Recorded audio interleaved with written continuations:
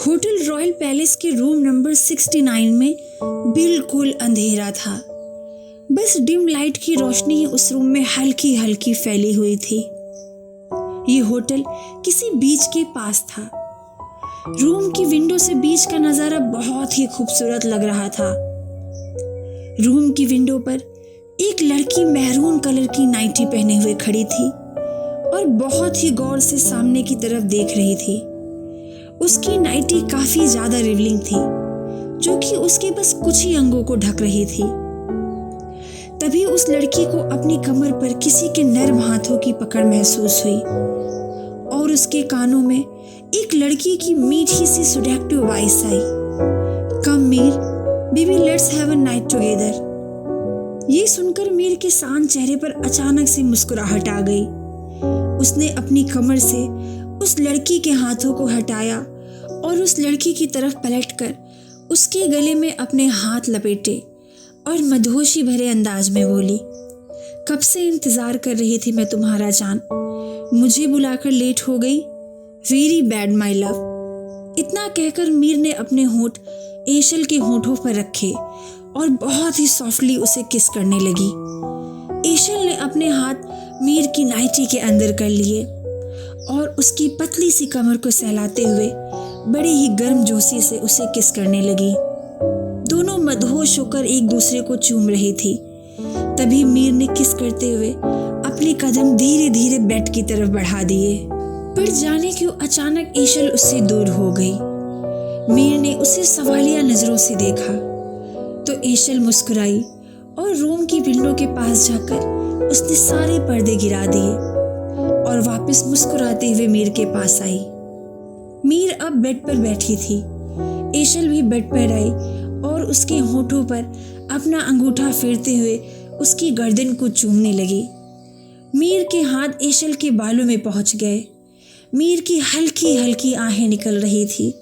एशल ने मीर की गर्दन से अपना सर धीरे से हटाया और उसके होठों पर एक लाइट किस करते हुए उसके टॉप को धीरे धीरे रिमूव करने लगी। दोनों एक दूसरे के प्यार में डूब चुकी थीं और बहुत ही गर्मजोशी से एक दूसरे से लिपटकर एक दूसरे को चूमने लगी। अभी उन दोनों का हार्ड रोमांस चल ही रहा था कि अचानक रूम का दरवाजा टूटने की आवाज आई। दरवाजा टूटने की आवाज से एशल और मीर बुरी तरह हैरान हो गई। दोनों ने एक दूसरे को ब्लैंकेट से जल्दी से ढका और सामने देखा तो कुछ लोग रूम के बाहर मोबाइल फोन का कैमरा ओपन करके खड़े थे और साथ ही पुलिस भी थी। एक लेडी पुलिस ने अंदर आते हुए अपनी आंखों पर हाथ रखते हुए गुस्से में कहा, बेशरम लड़कियों, तुम्हें जरा सी भी शर्म नहीं आई ये सब करते हुए। पुलिस के साथ एक मिडिल एज का आदमी भी अंदर आया। उसके होठों पर शैतानी मुस्कुराहट थी। वो बहुत ही गंदी नजरों से मीर को देख रहा था। उसे देखकर मीर के मुंह से बस एक ही बात निकली, एशल, ये यहाँ कैसे आया, इसे कैसे पता चला? अब ये हमें नहीं छोड़ेगा, ये हमें मरने पे मजबूर कर देगा। मीर के मुंह से ये बातें सुनकर एशल की आंखों से आंसुओं की धार बह चली। दोनों रोने लगी। दरअसल मीर अपने मम्मी पापा की इकलौती बेटी थी। मीर अपनी फैमिली के साथ मुंबई शहर के एक छोटे से इलाके में रहती थी। उसके पापा की एक छोटी सी कपड़े की दुकान थी। मीर ने कुछ समय पहले ही एक कैफे में जॉब शुरू की थी, जिससे उसके कॉलेज की एडमिशन की फीस इकट्ठा हुई थी। मीर आज अपने कॉलेज में एडमिशन के लिए जा रही थी। वो तैयार होकर कमरे से निकली और हॉल में सोफे पर बैठ गई। हॉल के सामने ही ओपन किचन था, जहां उसकी माँ खाना बना रही थी। मीर ने अपने बैग में सामान रखते हुए कहा, माँ जल्दी करिए वरना मैं बिना नाश्ता किए ही निकल जाऊंगी। मीर की बात का जवाब देते हुए उसकी माँ ने थोड़ी तेज आवाज में कहा, तुम्हारे पापा को तो आ जाने दो, फिर साथ में दोनों नाश्ता करना। अपनी माँ की बात सुनकर मीर ने सिर हिला दिया और फिर अपना बैग साइड में रखकर आराम से बैठ गई। तभी मीर के सिर पर किसी ने हाथ रखा और मीर ने एकदम से अपना मुंह उठाकर देखा और मुस्कुराते हुए बोली, पापा आप रेडी हो गए? आपको पता है ना आज हमें कॉलेज चलना है। अभी मीर ने इतना ही कहा था कि उसके पापा ने बीच में ही कहा, हाँ हाँ बेटा जानता हूँ, आज तुम्हारे एडमिशन के लिए जाना है। हम मिडिल क्लास फैमिली के लोग हैं, बेटा हमेशा याद रखना, जो अमीरों के शौक होते हैं वो हमारे ऐब होते हैं। तुम्हारी एक गलती हमें और हमारे पूरे परिवार को मरने पर मजबूर कर देगी। अपनी पापा की ये बात सुनकर मीर की आंखें भर आईं और उसने अपने पापा को नम आंखों से देखते हुए कहा, पापा आपको मुझ पर भरोसा नहीं है क्या? उसके पापा ने मीर को गले लगा लिया और बोले, भरोसा है बेटा, बस इसीलिए समझा रहा हूँ। इसके बाद मीर ने अपनी फैमिली के साथ नाश्ता किया और एडमिशन के लिए निकल गई। सुबह से लेकर दोपहर तक मीर कॉलेज में उलझी रही। करीब 2 बजे मीर घर लौटी और शाम को 4 बजे कैफ़े के लिए निकल गई। कैफ़े पहुंचकर मीर जल्दी से अपने काम में लग गई। तभी उसके काउंटर पर एक लड़की आई और उससे बोली, हेलो मैम, क्या मैं आपकी हेल्प कर दूं? मीर ने उस लड़की की तरफ अपनी नज़र उठाकर देखा तो इस लड़की ने भी मीर के जैसे कैफ़े के वेटर के कपड़े पहन रखे थे। लड़की बहुत ही ज़्यादा खूबसूरत थी। भूरे बाल, हल्की ग्रे आइज, लंबी नाक, पतले होंठ और दूध जैसा सफ़ेद रंग। एक लम्हे के लिए मीर की नज़र बस उस लड़की पर बस गई। वो लड़की भी बिना पलक झपकाए बस मीर को ही देखे जा रही थी। तभी एक लड़की दोनों के पास आकर कहती है, एक्सक्यूज़ मी, तुम दोनों को हम कब से आवाज़ लगा रहे हैं? बहरी हो, सुनाई नहीं पड़ता है क्या? कॉफ़ी के लिए हम कब से वेट कर रहे हैं। हमारी कॉफ़ी लेकर आओ और जल्दी से टेबल अरेंज करवाओ। वो लड़की बहुत गुस्से में थी। उसकी आवाज़ से मीर का ध्यान टूटता है। उस कस्टमर को इतना गुस्से में देखकर मीर ने डर से अपनी नज़रें झुका ली और कहा, सो सॉरी मैम, मैं बस 5 मिनट में आपकी कॉफ़ी लेकर आती हूँ, प्लीज़ आप बैठ जाइए और मैं आपकी टेबल भी अरेंज करवाती हूँ। मीर की बात सुन वो लड़की गुस्से से मुंह बनाते हुए अपनी चेयर पर जाकर बैठ गई। वहीं वो दूसरी लड़की जल्दी से मीर के पास आई और मीर से बोली, यहाँ कस्टमर क्या ऐसे ही बदतमीजी से बात करते हैं? मीर के चेहरे पर व्यंग भरी मुस्कान आ गई। मीर ने कॉफ़ी को बीट करते हुए कहा, तुम नई नई आई हो ना, इसलिए तुम्हें आज अजीब लगा। जब थोड़ा वक्त गुजरेगा तो तुम्हें भी इन सब की आदत हो जाएगी। इतना कहकर मीर वापस कॉफ़ी बनाने में लग गई। उस लड़की ने कुछ सोचा और एक गहरी सांस लेकर मीर की तरफ देखते हुए कहा, well I am Eshal and you? Meer ने उसे बिना देखे हुए जवाब दिया, मीर। कुछ देर तक काम के साथ साथ दोनों की बातें हुई और उसके बाद करीब 10 बजे मीर कैफ़े से घर के लिए निकलने लगी तो एशल ने उसे रोकते हुए कहा, हे मीर, लिसन, क्या हम दोस्त बन सकते हैं? एशल काफ़ी चुलबुली सी लड़की थी। उसने कुछ ही घंटों में मीर को अपनी तरफ काफ़ी अट्रैक्ट कर लिया था। मीर ने मुस्कुराकर हाँ में सिर हिला दिया और फिर दोनों ने एक दूसरे का नंबर एक्सचेंज किया और फिर अपने अपने घर की तरफ निकल गई। करीब 2 महीने तक उनकी दोस्ती ऐसे ही चलती रही। इसी बीच एशल काफ़ी बार मीर के घर आई और कई बार उसके साथ रुकी भी। आज मीर के मम्मी पापा अपने किसी रिश्तेदार के यहाँ शादी में गए थे। जब मीर ने एशल से ये बताया तो एशल ने जिद करते हुए कहा, मीर सुनो ना, एक काम करते हैं, मेरे घर पर मैं अकेली रहती हूँ, तुम तो जानती हो ना यहाँ कोई मेरा फैमिली मेम्बर नहीं है।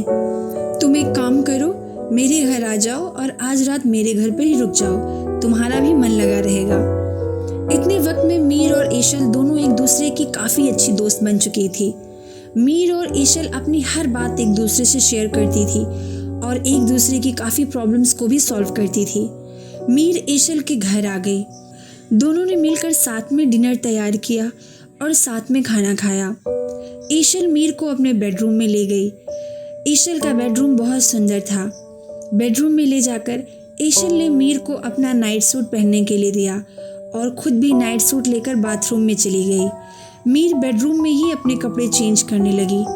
एशल ने हल्का सा बाथरूम का गेट खोला और मीर को कपड़े बदलते हुए देखने लगी। मीर की खूबसूरती देखकर एशल का गला सूखने लगा। उसने अपनी जीभ को अपने होठों पर फिराया और खुद से बोली, मीर baby, your body is like a cake, I want to taste it. इतना बोल एशल ने जल्दी से कपड़े पहने और रूम में आकर बेड पर बिल्कुल मीर से चिपक कर बैठ गई और अचानक ही एशल ने मीर को कसकर गले लगा लिया। मीर अचानक ही एशल के इस मोमेंट से हैरान हो गई। मीर को एशल का ये बिहेवियर बहुत अजीब लग रहा था। उसने थोड़ा परेशान होते हुए एशल से पूछा, क्या हुआ ईशल, तुम परेशान हो क्या? कोई बात है क्या? कोई प्रॉब्लम है? प्लीज़ मुझे बताओ ना। ईशल अब थोड़ा सा मीर से अलग हुई और उसके चेहरे को अपने हाथों में भरते हुए बोली, मीर, मुझे तुम्हें कुछ बताना है। तुम बुरा तो नहीं मानोगी ना? मुझसे दोस्ती तो नहीं तोड़ोगी ना?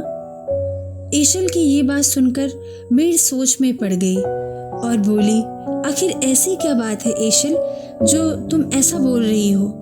मीर ने ईशल के हाथ अपने चेहरे से हटाए और अपने हाथों में उसका हाथ लेकर बोली, क्या बात है ईशल? पहेलियां ना बुझाओ, प्लीज मुझे साफ साफ बताओ और मैं तुमसे दोस्ती कभी नहीं तोड़ूंगी, पक्का, प्रॉमिस। ईशल ने उसकी आंखों में देखते हुए अपनी आंखें अचानक से बंद कर ली और एक ही सांस में उससे बोली, Meer, I love you baby. Eshal की ये बात सुनकर मीर को लगा कि वो मजाक कर रही है। उसने उसकी तरफ देखा और हंसने लगी, बोली, ये भी कोई मजाक का टाइम है? ईशल ने अपनी उंगली मीर के होठों पर रख दी और बोला, प्लीज मुझे मेरी बात तो कंप्लीट करने दो। मीर, मैं तुमसे बहुत प्यार करती हूँ। मैं तुम्हारे साथ फिजिकल रिलेशन बनाना चाहती हूँ। मैं तुमसे बता भी नहीं सकती कि तुम मुझे कितना अट्रैक्ट करती हो। तुम्हारे कपड़े, तुम्हारी महक, तुम्हारी आंखें, मुझे सब कुछ तुम्हारा बहुत अच्छा लगता है। मीर, मुझे तुमसे प्यार हो गया है। ईशल की ये बातें सुनकर मीर हैरान थी, पर जाने क्यों वो कुछ बोल नहीं पा रही थी। ना ही वो गुस्सा कर पा रही थी, ना ही वो खुश हो पा रही थी। उसे कुछ भी समझ में नहीं आ रहा था, पर कुछ तो ऐसा था जो मीर को भी ईशल की तरफ अट्रैक्ट कर रहा था। ईशल ने मीर से कहा, मेरी तुमसे रिक्वेस्ट है, प्लीज़ एक बार मुझे तुम्हें कुछ फील करवाना है। मुझे तुम्हें वो फील करवाने दो। अगर उसके बाद भी तुम्हें समझ में नहीं आ रहा है कि तुम मुझसे प्यार करते हो, तुम बेशक अपनी दोस्ती मुझसे तोड़ सकती हो।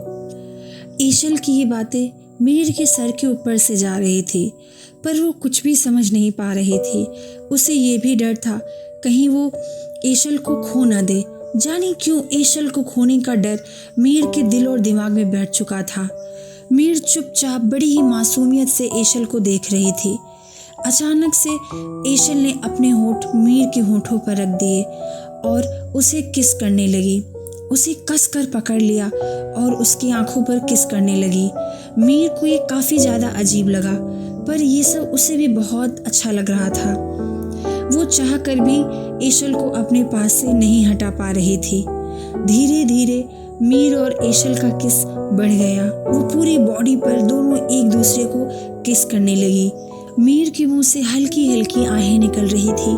उसकी पूरी बॉडी सिहर रही थी। मीर को कुछ देर किस करने के बाद ईशल ने मीर की टी शर्ट को निकाल दिया और उसके पेट पर बहुत ही प्यार से किस करने लगी। मीर ने सिसकते हुए कहा, ईशल, तुम ये क्या कर रही हो? क्या कर रही हो ईशल तुम? ईशल ने कोई जवाब नहीं दिया और उसे बड़े प्यार से किस करती रही। ईशल काफ़ी ज़्यादा तेज़ी से उसे किस कर रही थी और मीर से सखियाँ भर रही थी। मीर को ईशल की छून बहुत अच्छी लग रही थी।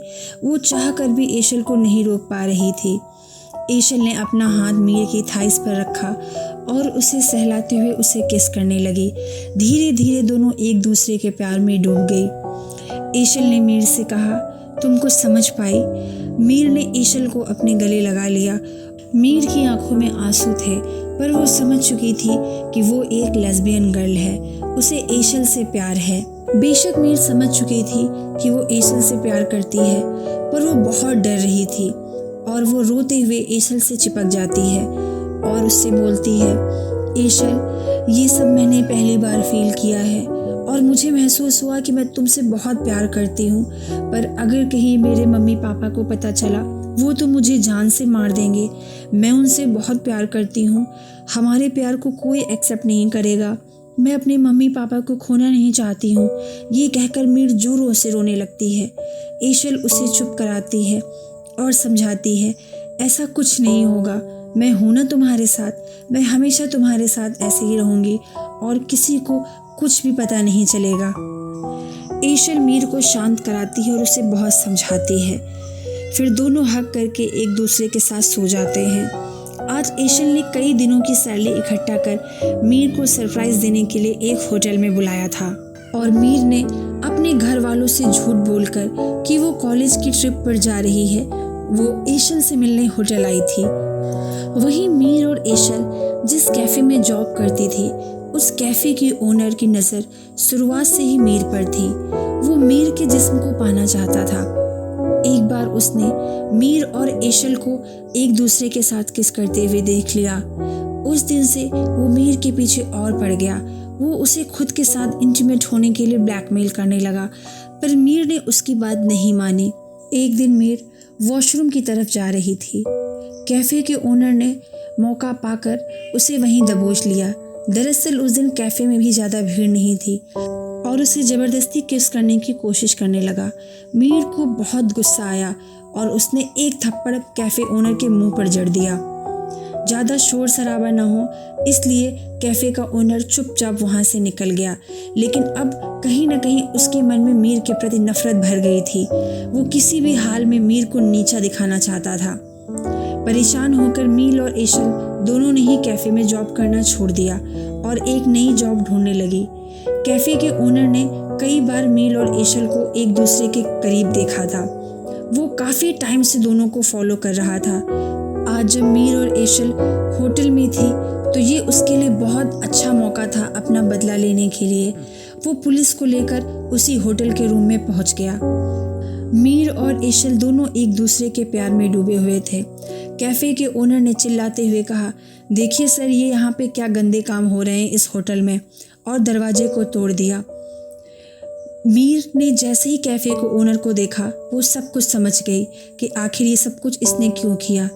कैफ़े ओनर धीरे से मीर के पास आया और उसे गंदी नज़रों से देखते हुए उसके कान में कहा था ना मैंने तुमसे, मेरी बात मान लो वरना तुम्हें इसकी कीमत चुकानी पड़ेगी, तो अब चुकाओ इसकी कीमत। एशल और मीर रोए जा रही थी। इतना कहकर वो मीर को छूने ही वाला था कि तभी एक लड़की आई और वीडियो रिकॉर्ड करने लगी। अब तक कैफ़े की ओनर ने जानबूझकर मीर के मम्मी पापा को भी उसी होटल में बुला लिया। मीर के पेरेंट्स ने अपनी बेटी को इस हाल में देखा तो उनकी आंखें शर्म से झुक गईं। वहाँ खड़े लोग तरह तरह की बातें करने लगे। काफ़ी लोग उस होटल के रूम में इकट्ठा हो गए। ये देखकर मीर के पापा को एक झटका लगा। वो ये सब बर्दाश्त नहीं कर पाए, वो वहीं पर गिर गए।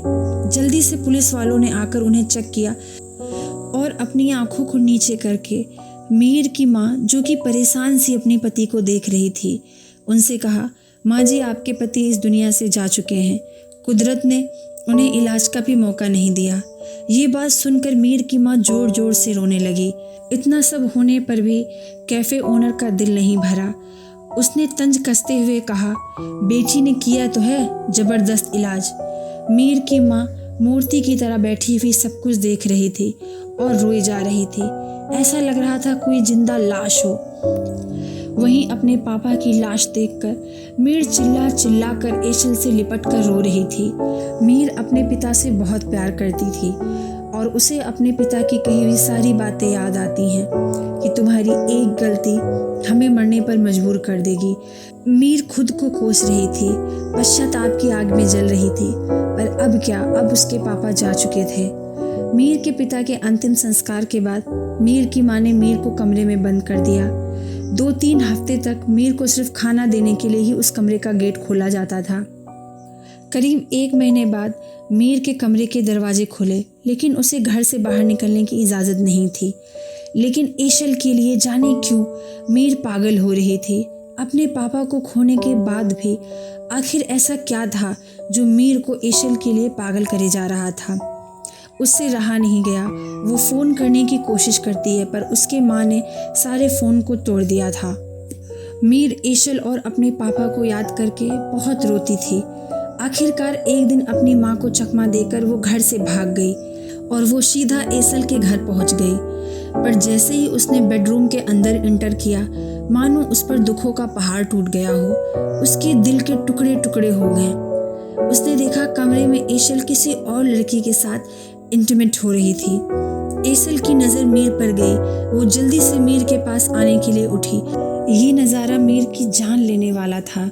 ये सब कुछ उससे बर्दाश्त नहीं हुआ। वो रोने लगी, चिल्लाने लगी और खुद को मारने लगी। उसकी हालत पागलों की तरह हो गई थी। वो वहाँ से चिल्लाते हुए भागी। क्यों किया तुमने ऐसा मेरे साथ एशल? तुम मेरी जगह किसी और को कैसे दे सकती हो? मीर चिल्लाते हुए किचन की तरफ बढ़ी। वहीं एशल मीर को पकड़ने की कोशिश कर रही थी। वो उसे समझाने की कोशिश कर रही थी।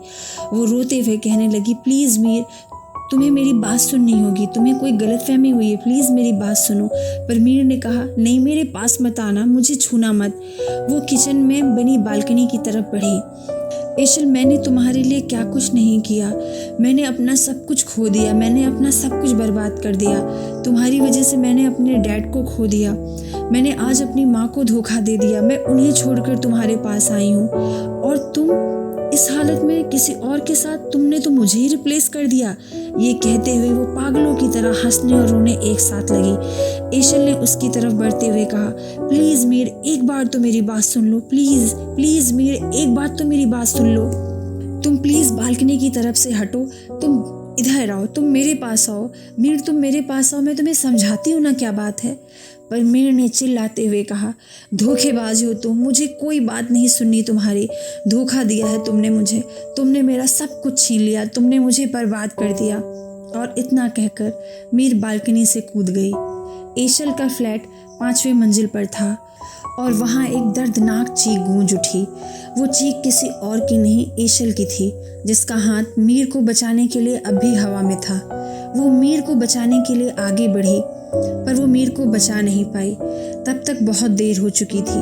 मीर नीचे गिर चुकी थी, उसकी आंखें खुली हुई थी, सिर से खून ही खून बह रहा था और उसकी सांसें बंद हो चुकी थी।